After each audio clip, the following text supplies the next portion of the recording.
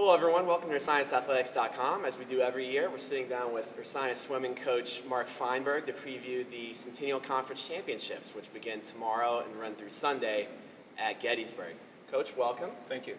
Let's start on the women's side. So obviously another spectacular year, third straight undefeated regular season, stretch your dual meet winning streak to 39, won 24 straight Centennial Conference dual meets. Does that put any more or less pressure on you going into the conference championships looking for a three-peat here? Not really anymore. The goal, as I've said in the past, really isn't to win dual meets. It's to use those dual meets to rehearse for our championship meet. The goal is always at the end of the year, the championship meet. Like I said last year, we're rehearsing very well. I like how the women get up and they love to race. They love to get up for big meets, and in our conference there's no shortage of big meets. There's a challenge every week. Every team is really good. Every team has great swimmers and gives great races. So that streak can come to an end at any time, but really what we're focusing on is maintaining the training and trying to swim fast this weekend. Speaking of great swimmers, I would say a lot of Bears would find themselves among those lists within the conference. A lot of Centennial Conference records were set this year by some of your swimmers. Who are some to look for heading into the championships here? I think you have to start with the seniors. If we're talking about the women's side still, the Corinne Cavadano and Michaela Lyons, returning swimming All-American, returning academic All-American. They've just led the way and shown the underclassmen how to lead, shown the underclassmen how to study, and shown the underclassmen how to work hard. They're both set up for big meets this weekend, and I think they're going to be great. Our junior class really stepped up this year from a leadership standpoint. They've always been talented. Katie Pielmeyer really leads the way there. She's a returning conference record holder in the 200 IM. That's going to be a fantastic race this year. So we should be look for her. Sophomores, again, Olivia Tierney, one of our best swimmers last year, one of our best swimmers again this year in our dual meets. So she won the 200 breaststroke and set a conference record last year. So look for her to repeat.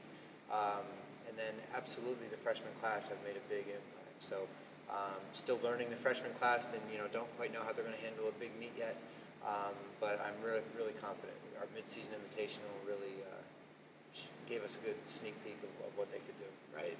Speaking of the freshmen, Peyton Lyons, to single out one, broke a conference record that stood for 12 years in the 100 back. Clara Baker's had a great season. Did you expect this kind of performance from them coming into their rookie seasons? We knew that they were talented swimmers coming in. What I didn't know is how hard they work, what a positive impact they have on the team. They're a lot of fun to be around, and their attitudes are very contagious, which is a great thing. Right. You mentioned the 200 IM. What are some other events to look out for that you think will be tightly contested races? I think we can really we're going to have success in butterfly. We have a lot of depth there. Our sprint freestyle has been traditionally good for us. I think the medley relays are going to be a couple of the closest races that we're going to see. I know Gettysburg, we are both nationally ranked in both of those medley relays. I think that's anyone's guess.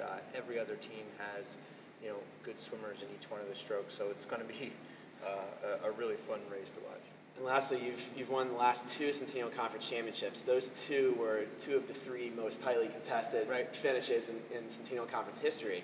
Do you think that experience will help you going forward, even in a year where you really haven't had a lot of close dual meets with your Centennial Conference foes? And I think it's important, and I have no doubt that the leadership of the team will continue to show the freshmen, how to react to that, because the other one in that mix was the year before that when we lost. That was the other closely contested outcome. So these upperclassmen have been there before. They understand how to perform in tight meets, and I have no doubt that they'll bring those freshmen along, and we'll see. If they react the way the upperclassmen did, we could have a really good meet.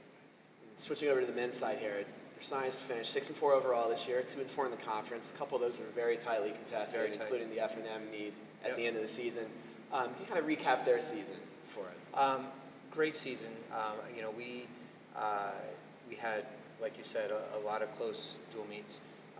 And again, the goal isn't to win those dual meets. We want to win the dual meets, but the goal is to rehearse for the conference championship. And the guys are doing just that. We're learning. We have a very talented freshman class that's in. We're learning what events are best for them. They're learning how to react to some tight meets. I think it all came together for us against the Gettysburg in that dual meet. Very talented team, 5-time defending champions, and they competed very hard against them and were successful.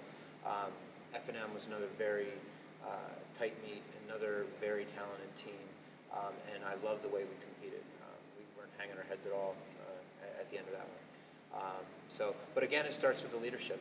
The freshmen or the senior men were fantastic all year. They really took the reins and showed the underclassmen what to do. Chris Hoops has been our most talented senior all the way through in that class, and he was second last year in the 200 butterfly. I would look for him to be very competitive again in that event. Marcus Wagner has been our best swimmer all year. He's not only won the 1,000 multiple times. A couple times we asked him to come back less than 2 minutes later and win the 200, and he did that. So he's just that tough of a swimmer. He's just that much of a team guy, and that's contagious. And then in the sophomore class, I think Colin Mcnamara is someone to watch. He put in a great summer. He put in a great season, and I think he's poised for a really big meet. What are some of the events to look out for on the men's side? I think the 200 fly that I mentioned, I think that's good. Our distance freestyle is deep and it's strong. And I think some of our IMs, Keith Larkin, another one of our seniors, had huge drops last year and made even more drops here in the regular season. So I think as he shaves and tapers, I think he's going to be big there. And we have a couple other IMers behind him. So that should be a fun one to watch. Watch out for breaststroke. I think some of our guys could sneak up in there that aren't expected to. And then sprint free is something that we're really excited about this year. Okay. Now the Bears have finished in the top 4 each of the last 4 years. Now the 18 years prior in the championship, that had never happened. In fact, 12 of those years, Ursinus came in last in the championship. So how important, what does that mean to the team, I would say, to go into this meet hoping to finish in that top 3 or 4? Well, we hope to.